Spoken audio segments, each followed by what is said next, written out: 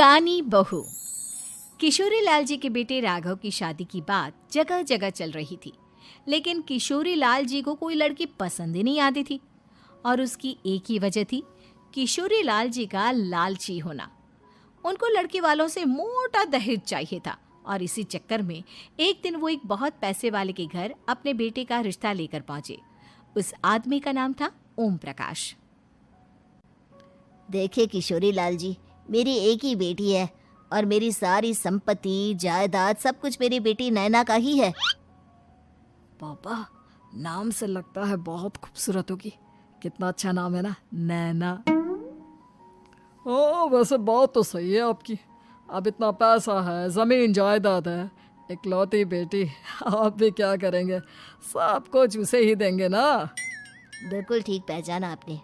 बस बेटी की शादी और सारी जायदाद उसके नाम। पापा, बिना देखे हाँ कर दीजिए ना। इतना अच्छा रिश्ता फिर कहाँ मिलेगा? माला माल हो जाएंगे हम। मैं अपनी बेटी को बुलाता हूँ।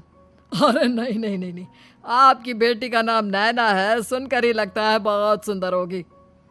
रहने दीजिए अंकल, मैं तो आपकी बेटी के नाम से ही इतना खुश हो गया हूँ कि उसे बिना देखे शादी करने को तैयार हूँ। अब तो मैं उसका चेहरा सीधे शादी के बाद ही देखूंगा। और इस तरह राघव नैना का चेहरा नहीं देखता और उससे शादी कर लेता है। शादी के बाद अपनी सुहाग रात पर जब राघव नैना का घूंघट उठाकर देखता है तो नैना की आंखें बंद थी। कितने खूबसूरत हो तुम नैना, जरा अपनी आंखें खोलकर मेरी तरफ देखो तो सही। नहीं, मुझे शर्म आती है। अरे मैंने तुम्हें शादी से पहले भी नहीं देखा, और अब अगर तुम आंखें खोलकर मुझे देखोगे भी नहीं तो मुझे अच्छा कैसे लगेगा?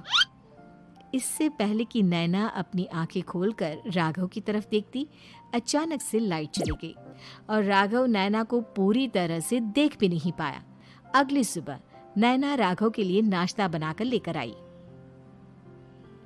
अरे ये क्या, आधा पराठा सेका हुआ है और आधा बिल्कुल कच्चा। ये तुमने क्या किया नैना? बहू, तुमने क्या आधा पराठा तवे से नीचे लटका कर रखा था, जो आधा सिका है और आधा कच्चा?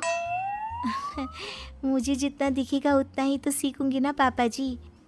जहाँ जहाँ मुझे नजर आ रहा था वहाँ मैंने सीख लिया, जहाँ जहाँ नहीं दिखा वहाँ कच्चा रह गया होगा। इसका क्या मतलब है? ये कैसा मजाक कर रही है तुम?